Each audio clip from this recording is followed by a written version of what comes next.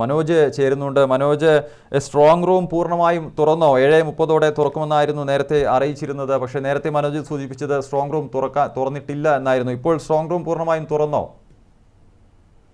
അർജുൻ, ഇപ്പോൾ സമയം 8:10 ആയിരിക്കുകയാണ്. സ്ട്രോങ് റൂം ഇപ്പോഴാണ് 8:10 സ്ട്രോങ് റൂം തുറന്നിട്ടുള്ളത്. സ്ട്രോങ് റൂമിൽ നിന്നും ഇലക്ട്രോണിക് വോട്ടിംഗ് മെഷീനുകൾ പുറത്തേക്ക് വന്നിട്ടില്ല. പോസ്റ്റൽ ബാലറ്റുകളുടെ എണ്ണുന്നതും ആരംഭിച്ചിട്ടില്ല കണ്ണൂരിൽ. അതായത് നമുക്ക് ഈ വോട്ടെണ്ണൽ വൈകുന്നു എന്നുള്ള രീതിയിലാണ് നമുക്കിപ്പോൾ അതിനെ അനുമാനിക്കാൻ കഴിയുക. ഒരു 10 മിനിറ്റെങ്കിലും വൈകിയിരിക്കുന്നു എന്നുള്ളതാണ്. കൃത്യം 8 മണിക്ക് തന്നെ വോട്ടെണ്ണൽ ആരംഭിക്കും എന്നാണ് തെരഞ്ഞെടുപ്പ് കമ്മീഷൻ പറഞ്ഞിരുന്നത്. 7:30 സ്ട്രോങ് റൂം തുറക്കാനുള്ള ഒരു തീരുമാനമാണ് നേരത്തെ ഉണ്ടായിരുന്നത്. ഇപ്പോൾ ഈ സ്ട്രോങ് റൂം 2 ഭാഗങ്ങളിലായാണ് ഈ electronic Kannur municipal higher secondary സ്കൂളിലെ 2 ഭാഗങ്ങളിലാണ് ഈ വോട്ടിംഗ് മെഷീനുകളൊക്കെ സൂക്ഷിച്ചിരുന്നത്. ആ 2 സ്ഥലത്തെ സ്ട്രോങ് റൂമുകൾ ഇപ്പോഴാണ് 8:10 കൂടിയാണ് തുറന്നിട്ടുള്ളത്. ഇനി അടുത്ത നടപടി എന്ന് പറയുന്നത് ഇതിന്റെ ഈ കൺട്രോൾ യൂണിറ്റുകൾ ഈ കൗണ്ടിംഗ് ടേബിളുകളിലേക്ക് കൊണ്ടുപോവുക. അത് വാർഡ് അടിസ്ഥാനത്തിലാണ് ഈ കൗണ്ടിംഗ് ടേബിളുകളിലേക്ക് കൊണ്ടുപോവുക. ആദ്യം പോസ്റ്റൽ വോട്ടുകളാണ് എണ്ണുക എന്നാണ് തെരഞ്ഞെടുപ്പ് കമ്മീഷൻ അറിയിച്ചിട്ടുള്ളത്.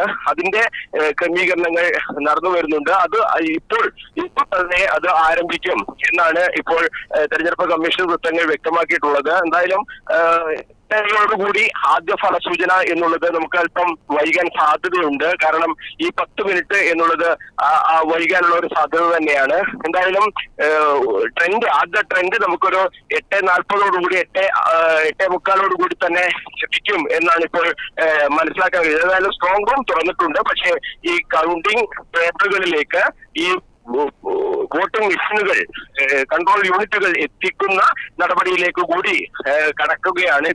ഇപ്പോഴും അത് ഇവിടെ എത്തിയിട്ടില്ല എന്നുള്ളതാണ് ഇപ്പോൾ ഇവിടെ നിന്ന് നമുക്ക് നൽകാൻ കഴിയുന്ന വിവരം. മനോജ്, സ്ട്രോങ് റൂം തുറക്കാൻ വൈകിയതിന് കാരണമായി ഉദ്യോഗസ്ഥർ പറയുന്നത് എന്താണ്? എന്തെങ്കിലും തരത്തിലുള്ള വീഴ്ചയാണോ?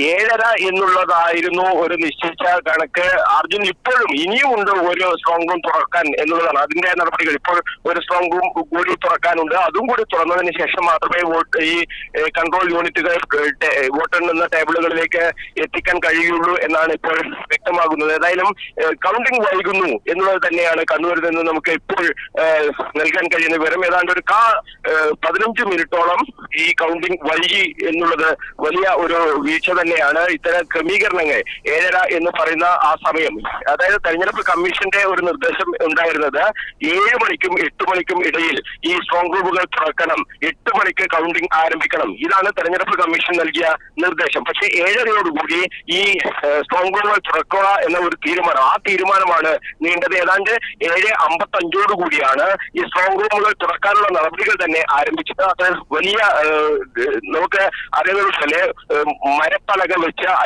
ആണി അടിച്ച് വെച്ച ഒരു സംവിധാനമാണ്. അപ്പൊ അത് മാറ്റുക എന്നുള്ളത് വലിയ ഒരു സുഖകരമായ ജോലി തന്നെയാണ്.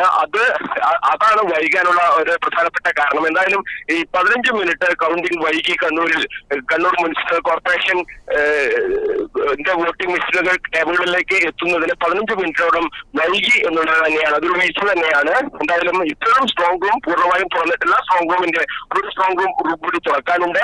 അത് തുറക്കുന്ന നടപടികളാണ് ഇപ്പോൾ കണ്ണൂർ മുനിസിപ്പൽ ഹയർ സെക്കൻഡറി സ്കൂളിൽ നടന്നു വരുന്നത്. അർജുൻ.